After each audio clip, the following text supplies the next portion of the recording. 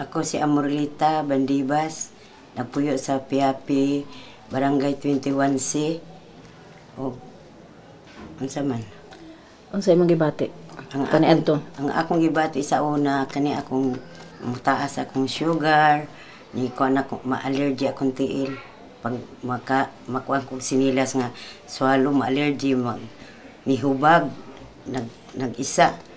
Pag inom na ko stambal ni aning lipto, nauga-uga siya, arang-arang naman hantod na karon, nawala na.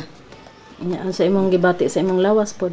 Murag magaan naman po akong lawas, wala naman po ko gibati. Murag ubos-ubos na siguro akong sugar, kay dili naman po ko mo akong hibala nga taas akong sugar, bugat akong lawas, mangatol ko, murag mga allergy ko gani. Man akong gibati sa akong sakit. Okay.